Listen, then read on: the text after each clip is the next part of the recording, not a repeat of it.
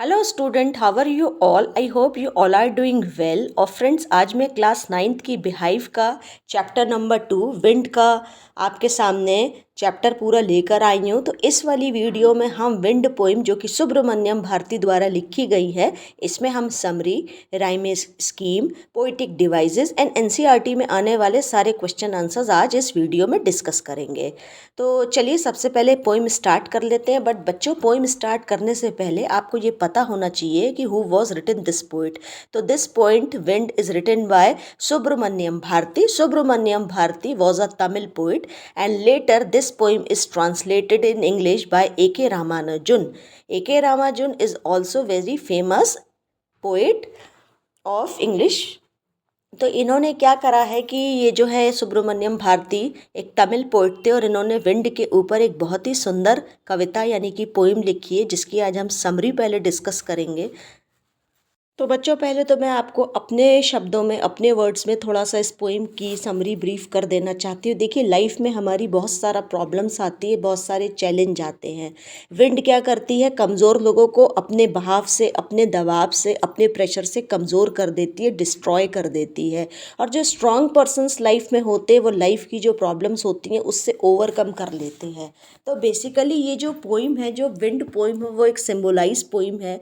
और विंड का जो कंपैरिजन है वो किया जा रहा है लाइफ में आने वाली प्रॉब्लम से, चैलेंजेस से, डिस्ट्रैक्शन से। क्योंकि लाइफ है तो ऑब्वियस सी बात है, हमेशा स्मूथ नहीं रहेगी, बहुत सारी प्रॉब्लम्स आती रहती हैं लाइफ में। तो जो कमज़ोर लोग होते हैं वो चैलेंजेस से डर जाते हैं, हार मान जाते हैं, लाइफ से हाथ जोड़ जाते हैं। लेकिन जो स्ट्रॉन्ग पर्सन्स होते हैं वो लाइफ में चाहे कितने भी चैलेंज क्यों ना आए, उसको बहुत बोल्डली और हिम्मत से सारी प्रॉब्लम्स को सॉल्व करते हैं। तो ये मैंने आपको अपने वर्ड्स में इस विंड पोइम की छोटी सी समरी बता दी है। आगे हम ये समरी आपके सामने, इसको हम बहुत आराम से धीरे धीरे करके डिस्कस कर लेते हैं। तो देखिए, फर्स्ट स्टेंजा की जो समरी है वो क्या कहती है, आइए देखते हैं।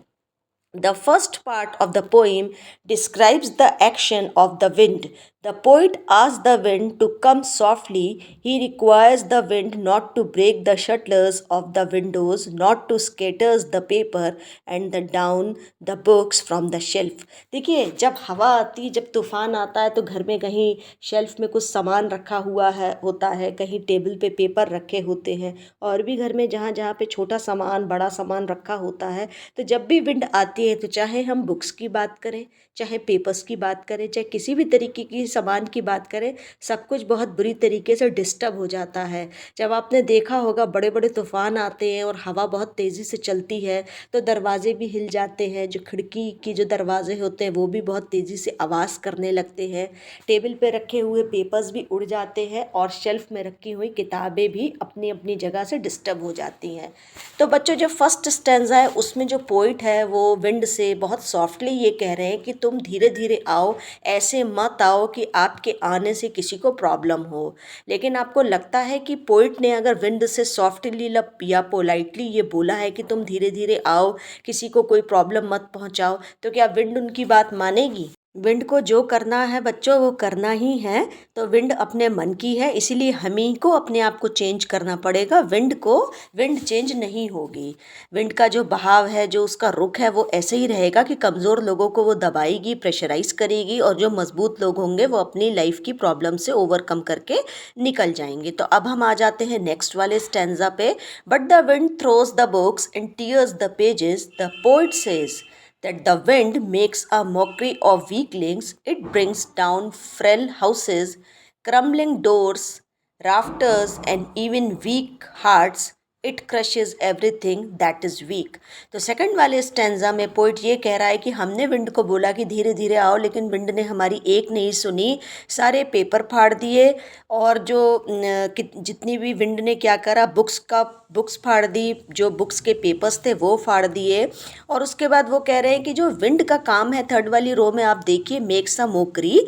तो इसमें जो पोइट है वो ये कह रहे हैं विंड के बारे में कि विंड का काम ही यही है, जो कमज़ोर लोग होते हैं उनको दबाना और उनको और कमज़ोर करना, यानी उनको मेंटली और इमोशनली कमज़ोर करना, ताकि वो लाइफ की प्रॉब्लम्स को ओवरकम कर ही ना पाएँ।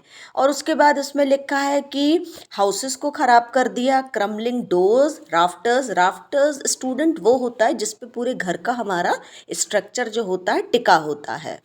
जब हम घर बनवाते हैं तो हम लोग अपने घरों में लेंटर पड़वाते हैं।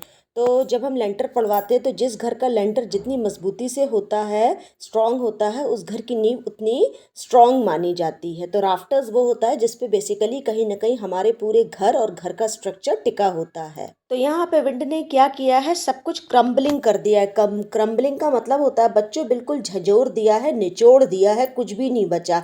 बुक्स खराब हो गई, बुक्स के पेपर फट गए, बिल्डिंग्स गिर गई, घर हमारे गिर गए। तो बेसिकली इस विंड ने सब कुछ कमज़ोर कर दिया है। तो उसी तरीके से विंड इंसान को भी इमोशनली और मेंटली कमज़ोर करने का काम करती है। तो चलिए चलते हैं अपने थर्ड स्टैंजा पे, उसकी समरी देख लेते हैं। थर्ड वाले स्टैंजा की अगर हम स्टूडेंट्स बात करें तो थर्ड वाले स्टैंजा की जो समरी है वो ये है कि पोइट इस वाले स्टैंजा में हमको एक सॉल्यूशन दे रहे हैं कि विंड हमारी बात नहीं मानेगी, हमको खुद को ही अपने आप को मेंटली और इमोशनली स्ट्रॉन्ग करना पड़ेगा, क्योंकि विंड अपने मन की है, वो हमारे हिसाब से नहीं चलेगी। तो कहीं ना कहीं हमको अपने घरों को, अपने मनों को, अपने घर के दरवाज़ों को, खिड़कियों को, हर चीज़ को मजबूत करना पड़ेगा। तो इसकी समरी ये निकल कर आई कि इंसान को अपने आप को इमोशनली स्ट्रॉन्ग करना पड़ेगा, क्योंकि अगर तूफान ज़िंदगी में आना है, यानी कि अगर लाइफ में प्रॉब्लम्स आएंगी तो वो हमसे पूछ के नहीं आएंगी। तो आप को जो है अपने आप को स्ट्रॉन्ग बनाना है और ओवरकम करना है लाइफ की प्रॉब्लम से। तो ये है इस की समरी। तो एक बार इसकी रीडिंग कर लेते हैं। The poet advises us to be strong, only then can we save our self from the wind. We should build strong homes with further doors. Our bodies and hearts should also be strong. देखिए मैंने यही आपको समझाया था कि हमको अपने दिलों को, दिमागों को, अपनी बॉडीज़ को, घर के दरवाज़ों को, घरों को स्ट्रॉन्ग बनाना है और आवर सेल्फ, और अपने आप को पूरी तरीके से स्ट्रॉन्ग बनाना है, क्योंकि विंड जो है वो आएगी आएगी। तो क्यों ना हम अपने आप को बिल्ड, मतलब कि अपने आप को मजबूत बना लें। तो चलिए चलते हैं फोर्थ पर। It is the way of the to click the weak and to be friends with the strong. The wind blows out the weak fires but make the strong fires roar and flourish. देखिए students, जो last वाला para है यानी कि fourth number का जो para है, इसकी समरी ये है कि ये दुनिया का नियम है कि जो कमज़ोर इंसान होता है उसको दबाया जाता है और स्ट्रॉन्ग लोगों को अपना दोस्त बनाया जाता है। आज के समय में इंसान उसको अपना दोस्त बना रहा है जो कि स्ट्रॉन्ग है। The wind blows out the weak, और उसी तरीके से जब विंड चलती है, जब हवा तेज़ी से चलती है, तो जो आग लगी होती है, तो जो आग के छोटे ढेर होते हैं वो जल्दी बुझ जाते हैं, और जो बड़ी बड़ी आग होती है उसको हवा आसानी से बुझा नहीं पाती है। जो जैसे कि हम जब से होली वगैरह जलती है तो जहाँ ज़्यादा आग होती है, जहाँ तक ज़्यादा लपटें होती हैं आग की, वो नहीं बुझा पाती है और हवा। लेकिन जो छोटी छोटी आग लगी होती है, जैसे हम लोग बोन फायर सर्दियों में कर लेते हैं, तो जब तेज़ हवा चलती है तो छोटी छोटी बोन फायर आसानी से बुझ जाती है। तो इसका जो निचोड़ है, इसकी जो समरी है, the moral of the story, कि basically we should strong ourself mentally and physically both. इसी के साथ इसमें ये भी कहा जा रहा है स्टूडेंट्स कि हमारी लाइफ में जितनी प्रॉब्लम्स आएंगी और जितना हम अपनी प्रॉब्लम्स में आने वाली प्रॉब्लम्स का डट के सामना करेंगे, उतने ही हमारा फ्यूचर ब्राइट होगा और हम अपनी लाइफ में बहुत ज़्यादा फ्लोरिश करेंगे, स्ट्रॉन्ग पर्सन बनेंगे और अपनी परेशानियों से घबराएंगे नहीं। तो लाइफ में अगर प्रॉब्लम्स आती हैं तो उससे घबराना नहीं है, बल्कि आगे से आगे बढ़कर उनको फेस करना है, जिससे हम और ज़्यादा मजबूत और स्ट्रॉन्ग हो सकें। तो चलिए चलते हैं नेक्स्ट पे। अब यहाँ पर हम लोग लास्ट में आ जाते हैं। लास्ट क्या कह रहा है समरी में, बिल्कुल एंड पे पहुँच रहे हैं हम लोग। Thus, the poems convey the idea that nobody cares for the weak, even the winds is on the side of the strong people. We must make ourselves strong to become successful and overcome the challenge in life. तो student, आप लोगों को ये 4 लाइनें पढ़ के ही समझ में आ गया होगा कि विंड को इस बात से कोई मतलब नहीं है कि कौन कमज़ोर है कौन स्ट्रांग है। ये तो सृष्टि का नियम है, ये तो जो है विधि का विधान कह लीजिए कि जो कमज़ोर होता है उसको दबाया जाता है। तो कमज़ोर इंसान की इस दुनिया में कोई परवाह नहीं करता। अगर कोई कमज़ोर है तो उसको और कमज़ोर कर दिया जाता है। तो अगर आप भी सर्कमटेंसेस के सामने कमज़ोर बन के खड़े हो जाएंगे तो सर्कमटेंसेस आपके ऊपर और भी ज़्यादा हावी होते जाएंगे, परेशानियां आपके ऊपर और भी ज़्यादा हावी होती जाएंगी। तो आप उनको अपने ऊपर हावी मत होने दीजिए, बल्कि आप उनके सामने डट के खड़े हो जाइए ताकि आपको वो प्रॉब्लम ना पहुंचा पाए। तो अगर आप अपनी लाइफ में एक सक्सेसफुल पर्सन बनना चाहते हैं, if you want to successful person, flourish person in your life, so you have to maintain yourself physically and mentally. You have to bold. तो आपको बोल्ड होना पड़ेगा। इस पोइम का यही मैसेज है अल्टीमेटली कि परेशानियों से ना घबराएं, आगे से आगे बढ़ के उसको ओवरकम करें। तो स्टूडेंट ये थी इसकी summary. I hope you will understand very well. अब जो है यहाँ पर पूरी पोइम आ गई है और अब हम इसको लाइन वाइज लाइन पढ़ेंगे और मैं आपको इसके लाइन का एक एक लाइन का एक्सप्लेन करती चलूँगी और इसमें अब हम पोइटिक डिवाइस और राइमिंग स्कीम भी अब डिस्कस करेंगे। तो चलिए स्टार्ट करते हैं। Wind come softly, don't break the shutters of the windows, don't scatters the papers, don't throw down the books on the shelf, there look what you did, you throw them all down, you tore the pages of the books. तो इसमें वही कह रहे हैं, wind से बहुत politely, बहुत gently, बहुत रिक्वेस्टिंग वे में जो हमारे पोइट हैं वो जो है विंड से कह रहे हैं कि आप बहुत धीरे धीरे आना, सॉफ्टली आना और जो है आना तो आप जो है दरवाज़ों के जो शटर्स होते हैं विंडोज़ के उनको मत तोड़ना, पेपर्स को मत डिस्टर्ब करना, जो बुक्स हमारी शेल्फ में रखी हुई हैं उनको नीचे मत गिराना। और फिर थोड़ी देर बाद वो ये देखते हैं कि विंड ने उनकी बात नहीं मानी तो वो विंड को प्रेजेंट करते हुए कहते हैं कि देयर लुक, देखो तुमने क्या किया, व्हाट यू डिड, देखो तुमने क्या किया, तुमने वही किया, तुमने सब कुछ डिस्टर्ब कर दिया, तुमने पेपर्स भी डिस्टर्ब कर दिए, तुमने बुक्स को भी गिरा दिया और तुमने सबको हिला दिया, पेपर्स फट गए, बुक्स जो शेल्फ में रखी हुई थी वो सब डिस्टर्ब हो गई। तो स्टूडेंट अगर हम इसमें राइमिंग स्कीम की बात करें तो देखिए राइमिंग स्कीम क्या होती है कि जो सेंटेंस होता है उसका जो लास्ट वाला वर्ड है उसको एक दूसरे से मैच किया जाता है। जैसे यहाँ पे सॉफ्टली विंडोज से मैच होगा, पेपर्स बुक से मैच होगा और हम जब उसको प्रोनाउंस करते हैं तो हम ये चीज़ चेक करते हैं कि क्या उसमें कोई स्कीम निकल कर आ रही है, क्या कोई रिदम बन रहा है, क्या कोई राइम बन रही है ना। तो इसमें राइमिंग स्कीम की बात करें तो देखिए सॉफ्टली विंडोज़, क्या कोई कनेक्शन लग रहा है, नहीं लग रहा।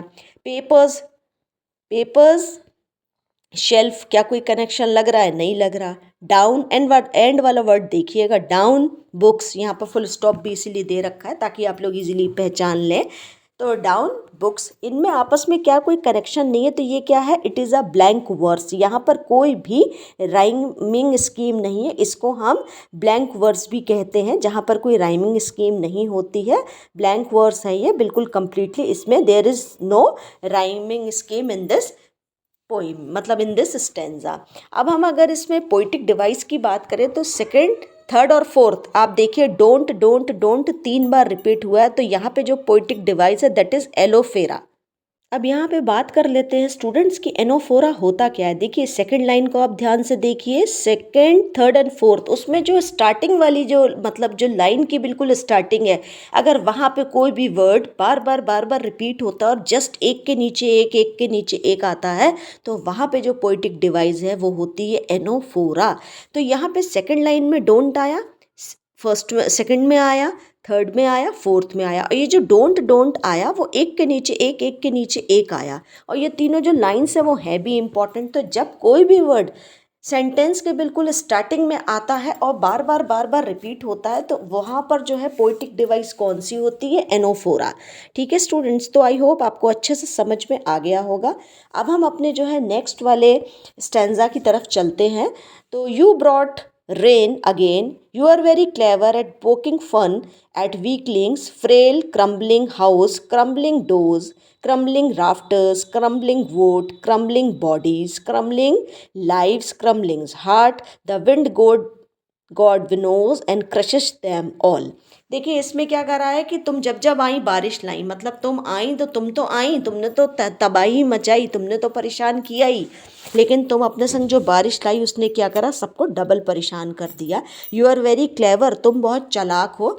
स्टूडेंट पेंसिल उठाइए और एट पोकिंग फन पे आप लोग अभी अंडरलाइन कर लीजिए क्योंकि ये क्या है, एक फ्रेज़ है और इसका मतलब होता है कि सामने वाले का मजाक बनाना। तो ये मैंने आपको अभी थोड़ी देर पहले भी बताया है कि विंड का काम है सबका मजाक बनाना, स्पेशली जो वीक होते हैं वो उसको बिल्कुल मजाक समझती है, मजाक बनाती है। फ्रेल क्रम्बलिंग, फ्रेल का मतलब है यहाँ ख़त्म कर देना, क्रम्बलिंग यानी हाउसेस को तोड़ दिया, डोर्स को ख़त्म कर दिया। क्रम्बलिंग राफ्टर्स, राफ्टर्स को भी आप लोग अंडरलाइन कर लीजिए। राफ्टर्स का मतलब होता है जब हम कोई बिल्डिंग या हाउस वगैरह बनवाते हैं तो राफ्टर्स क्या होते हैं, स्ट्रक्चर होते हैं जिन पर हमारी पूरी बिल्डिंग या घर पूरे मतलब बनते हैं। बेस कह लीजिए आप, जैसे आप लेंटर डलवाते हैं तो लेंटर से आपकी घर की जो छत है वो पूरी बनती है। तो जब आप किसी घर की बेस को ही तोड़ देंगे, नींव ही कमज़ोर हो जाएगी तो पूरा घर गिर जाएगा। तो अगर किसी इंसान की लाइफ में अगर ज़्यादा से ज़्यादा प्रॉब्लम्स आएंगी तो अगर वो वीक होता हो ऑब्वियस सी बात है वो वैसे ही ख़त्म हो जाएगा। जो बोल्ड होगा वो ओवरकम करके ले जाएगा। इसके साथ उसने क्या क्या किया, उसने लकड़ियों को भी तोड़ दिया, बॉडीज़ को मतलब इंसानों को भी ख़त्म कर दिया, ज़िंदगियों को भी ख़त्म कर दिया और हार्ट से इतना ज़्यादा इमोशनली कमज़ोर कर दिया, लोगों के दिल आने वाली परेशानियों से इतने घबरा गए कि वो कुछ कर ही नहीं पाए। लास्ट वाली लाइन को अब आप लोग ध्यान से देखिए, the wind god winnows and crushes them all. देखिए यहाँ पर जो विंड का कंपैरिजन है वो गॉड से किया गया है। यहाँ पे बिनोव्स जो है वो क्या है, एक साइंस की एक्टिविटी होती है जहाँ पर क्या होता है, जो ग्रेन्स होते हैं उनको हर्षस से सेपरेट करने का काम किया जाता है। मैं ये आपके लिए पिक्चर लेकर आई हूँ, उसमें आप देख सकते हैं कि दो लेडीज़ खड़ी हुई हैं और इनके हाथों में सूप है और सामने जो है एयर लगी हुई है यानी कि हवा आ रही है। और जो विनोज जो वर्ड यूज़ हुआ है उसका काम है सेपरेट करना।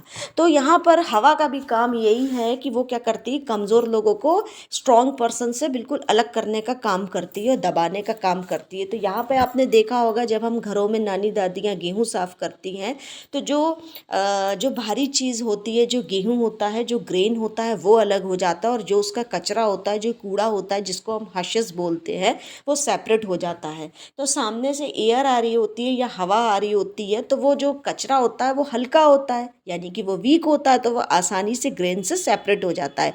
तो बेसिकली हवा का क्या काम है, हवा का काम ही है मजबूत लोगों को कमज़ोर लोगों से अलग करना। जो बोल्ड है वो तो अपनी लाइफ जी के ले जाएंगे लेकिन जो कमज़ोर है वो बेचारे रह जाएंगे। तो यहाँ पे बिनोज जो होती है एक साइंस की एक्टिविटी है, इसीलिए मैंने इस डायग्राम का यूज़ किया ताकि आप इजीली समझ जाएं। तो आई होप आप अच्छे से समझ गए होंगे आप लोग सब बहुत अच्छे से। अब हम इसकी पोइटिक डिवाइस के बारे में बात कर लेते हैं। तो स्टूडेंट आप देखिए यहाँ पे क्रम्बलिंग, क्रम्बलिंग वर्ड जो है 3 से 4 बार रिपीट हुआ है। तो जब कोई वर्ड हर लाइन में बार बार रिपीट होता है तो यहाँ पर पोइटिक डिवाइस जो है वो है रेपिटेशन, क्योंकि आप ये देखिए कि आगे पीछे हर तरफ ये वर्ड रिपीट हुआ है। तो यहाँ पे पोइटिक डिवाइस क्या है, repetition.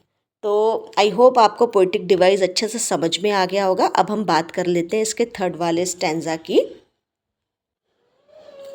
He won't do what you tell him, so come, let's build a strong home. Let's join the doors firmly, practice to firm the body, make the heart steadfast. Do this and the wind will be friend with us.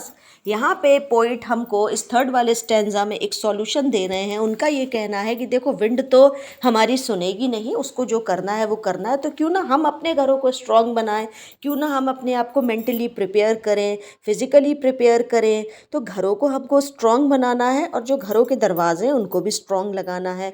Body से हमको अपने आप को, body से मतलब यहाँ पर है मेंटली प्रिपेयर करना है। और यहाँ पे हार्ट वर्ड भी यूज़ हुआ है। तो हार्ट यानी कि दिल जब हमारा परेशानियों को देख के एकदम घबरा जाता है, हम लोग इमोशनल हो जाते हैं, रोने लगते हैं, परेशान होने लगते हैं, तो वो सब हमें नहीं करना है, क्योंकि it is the law of the nature कि लाइफ में सरकमटेंसेस चैलेंजेस आएगा ही आएगा, एडवर्सिटी आएगी ही आएगी। So do this and the wind will be friends with us. तो अगर हम ऐसा कर लेंगे तो विंड क्या करेगी, हमारी खुद की फ्रेंड्स बन जाएगी। तो इस वाली लाइन का मीनिंग थोड़ा गहरा है। फ्रेंड्स हमारी जो विंड है वो हमारी फ्रेंड बन जाएगी, यानी कि जो लाइफ में आने वाले चैलेंजेस हैं वो हमारे फ्रेंड्स बन जाएंगे और हम उसको अगर इजीली लेंगे तो कभी हमें लगेगा ही नहीं कि लाइफ इतनी ज़्यादा स्ट्रगल से भरी हुई है। तो इस वाले स्टैंजा की अगर हम बात करें तो देखिए इसमें पोइटिक डिवाइस में पर्सोनिफिकेशन का यूज़ किया गया है, क्योंकि यहाँ पे बेसिकली विंड को कंपेयर किया गया है लाइफ में आने वाली समस्याओं से, चैलेंजेस से। और इसमें जो लास्ट वाली लाइन है उसे आप लोग देख लीजिए, विंड विल, विंड विल। तो यहाँ पे जो दो लेटर्स हैं उनका जो जो दो वर्ड्स हैं उनका जो पहला लेटर है वो सेम है, आप देखिए। तो यहाँ पर एलिटरेशन, यहाँ पे क्या है, एलिटरेशन। यहाँ पे विंड और विल में डब्ल्यू डब्ल्यू दो बार रिपीट हुआ है, तो जब कोई वर्ड दो दो बार रिपीट होता है तो वहाँ पे पोइटिक डिवाइस क्या होती है, एलिटरेशन। अब आ जाते हैं दोस्तों और फ्रेंड्स इसके लास्ट वाले स्टेंजा पर। तो students, the wind blows out weak fires, he makes a strong fire roar and flourish, his friendship is good, we praise him every day. अगर हम यहाँ पे पोइटिक डिवाइस की बात करें तो यहाँ पे विंड को ही और हिम करके एड्रेस किया जा रहा है स्टूडेंट। तो यहाँ पर भी पोइटिक डिवाइस जो है वो क्या है, पर्सोनिफिकेशन। यहाँ पे पर्सोनिफिकेशन है डेफिनेटली। और लास्ट वाले स्टेंजा में क्या कह रहा है कि विंड का काम क्या होता है, वीक जो फायर्स होती हैं, समरी में भी मैंने आपको बताया है कि अगर दो जगह पर आग लग रही है, एक आग थोड़ी सी छोटी और एक बहुत बड़ी बड़ी आग है, पेड़ तक छू रही है, बहुत बड़ी बड़ी लपटें उठ रही हैं आग की, तो ऐसी आग पर जब हवा लगती है तो वो और भड़कती है और फ्लोरिश होती है। और जो छोटी छोटी आग के ढेर होते हैं, जैसे हम लोग सर्दियों में घरों में छोटी छोटी आग लगा लेते हैं लकड़ियाँ वगैरह इकट्ठा करके कोयले से, वो हवा से आपने देखा होगा जल्दी बुझ जाती है। तो overall the moral of the story क्या कहती है ये पोइम, कि लाइफ में जो चैलेंजेस हैं उनको जीतने के लिए बेसिकली हम ही को स्ट्रांग बनना पड़ेगा और हमको लाइफ में आने वाली चैलेंजेस को अपना दोस्त बनाना पड़ेगा, उनको दुश्मन बनाकर उनसे दूर नहीं भागना है। तो यहाँ पर क्या है, लाइफ की एडवर्सिटीज़ के बारे में बताया गया है और ऐसे चैलेंजेस जो लाइफ में आएंगे अगर हम उनकी प्रेस करेंगे तो वो हमारी लाइफ में अगर जब भी कभी आएंगे तो हमको परेशान नहीं करेंगे। तो हमको लाइफ में आने वाली प्रॉब्लम्स से परेशान नहीं होना है, बल्कि उनको अपना दोस्त बनाना है और उनसे बड़ी सॉफ्टली और जेंटली अपनी लाइफ निकालनी है। तो ओवरऑल आई होप ये पोइम आपको बच्चों अच्छे से समझ में आई होगी। अब एनसीईआरटी से रिलेटेड कुछ हमारे क्वेश्चन आंसर्स हैं वो भी मैं इसमें डिस्कस कर लेती हूँ। तो चलिए इसके दो चार इंपॉर्टेंट क्वेश्चन है वो हम डिस्कस कर लेते हैं। और पोइटिक डिवाइस मैंने आपको लास्ट वाले स्टैंजा में बताई दिया है, personification. Question number 1, what are the things the wind does in the first stanza. जल्दी जल्दी बच्चों, ऑलरेडी वीडियो काफ़ी लॉन्ग हो चुका है तो जल्दी जल्दी इसको देख लेते हैं। The wind breaks the door of the Windows.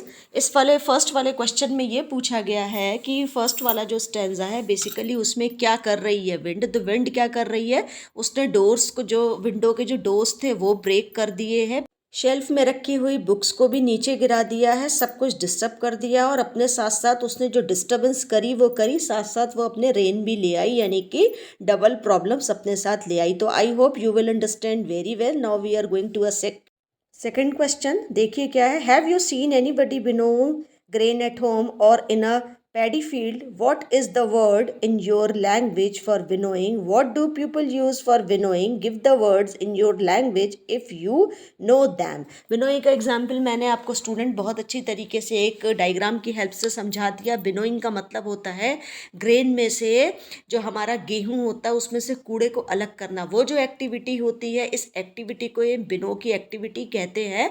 तो इसमें आंसर क्या है, yes I have seen ladies winnow grain in my village, people winnow grains to remove straws, chaff and dust found in grains there. It is called Barsana, यानी कि जो मतलब हल्का वाला जो गंदगी होती है गेहूं में से उसे अलग कर लेना, गेहूं को उस गंदगी से, उस कचरे से अलग करके साफ कर लेना। तो स्टूडेंट ये पोइम थी जिसमें मैंने आपको एनसीईआरटी में आने वाले ओनली 2 ही क्वेश्चन डिस्कस किए हैं। ऑलरेडी ये वीडियो काफ़ी लंबा हो चुका है। आई होप आपको ये वीडियो पोइम बहुत अच्छे से समझ आई होगी। अगर आप मेरे चैनल पे फर्स्ट टाइम विजिट कर रहे हैं तो मेरे चैनल को लाइक और सब्सक्राइब करें, अपने फ्रेंड्स में ये वीडियो ज़्यादा से ज़्यादा शेयर कर सकें ताकि बच्चे जो हैं विंड पोइम के मीनिंग को और एनसीईआरटी में आने वाले क्वेश्चंस को, पोइटिक डिवाइस को, राइमिंग स्कीम को अच्छे से समझ सकें। स्टूडेंट मिलते हैं नेक्स्ट पोइम के संग, नेक्स्ट चैप्टर्स के संग। आपको अपनी कोई भी क्वेरी हो तो आप मुझे कमेंट सेक्शन में ज़रूर करिएगा। आपके जो एनसीईआरटी से रिलेटेड सिलेबस से कोई भी ऐसा चैप्टर हो जिसकी समरी हो, आपको समझनी हो तो मुझे बताइएगा, मैं उसके ऊपर भी वीडियो बना दूंगी। All the best, bye bye. मिलते हैं नेक्स्ट वीडियो में किसी नए चैप्टर या फिर किसी नए पोइम के संग।